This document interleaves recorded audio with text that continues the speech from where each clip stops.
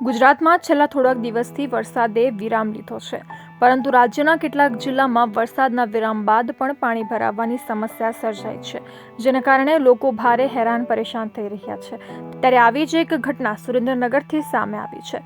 સુરેન્દ્રનગરના પાટડીમાં ઘૂંટણસમા પાણીમાંથી નનામી કાઢવા ડાકુઓ મજબૂર બન્યા છે। પાટડીમાં 15 દિવસથી વરસાદ વરસ્યો નથી, તો બીજી તરફ પાટડીના વાડી વિસ્તારમાં હજુ પાણી ભરાયેલા છે। સ્થાનિકોને ભરાયેલા પાણીમાંથી પસાર થવું પડી રહ્યું છે। જોકે પાટડીના વાડી વિસ્તારના લોકોએ નગરપાલિકાને વારંવાર સમસ્યા માટે રજૂઆત કરી હતી, પરંતુ વરસાદી પાણીનો નિકાલ ન થતા રોષ ફેલાયો છે।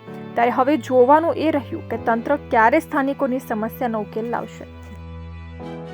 પાટડીમાં એક ઠાકોર સમાજને આધેડભાઈનું અવસાન થયું હતું અને આ ઠાકોર સમાજના જે સ્મશાન આવેલા છે, જે નર્સરીની બાજુમાં જ સ્મશાન આવેલા છે, અહીંયા વર્ષોથી એ સ્મશાનની અંદર જે ખુલ્લું મેદાન છે એની અંદર પાણી 12 મહિના ભરાયેલું જ હોય છે અને ગમે ત્યારે આવો બનાવ બને ત્યારે લોકોને પાણીની અંદરથી પોતાની સમાજના કોઈ પણ યુવાનની કે કોઈ પણ માણસની આવી હાલત બને અને સ્મશાન યાત્રા લઈ જવી હોય તો એમને પાણીમાંથી પસાર થવું પડે છે। આજે પણ એવી ઘાટ બની નગરપાલિકાને વર્ષોથી રજૂઆત કરવા છતાં પણ આ બેરી અને મૂંગી નગરપાલિકા આ બાબતે કોઈ પણ પ્રકારની કામગીરી કરતી નથી અને જે વિકાસના નામે કરોડો રૂપિયાની ગ્રાન્ટો આવે છે એ ક્યાં વાપરે છે એ પણ મોટો એક પ્રશ્ન છે। તો આ બાબતે અમે એટલું જ કહીએ છીએ કે આ ઘટનાનો સમસ્યાનો અંત લાવવા માટે નગરપાલિકા જરૂરી કાર્યવાહી કરે।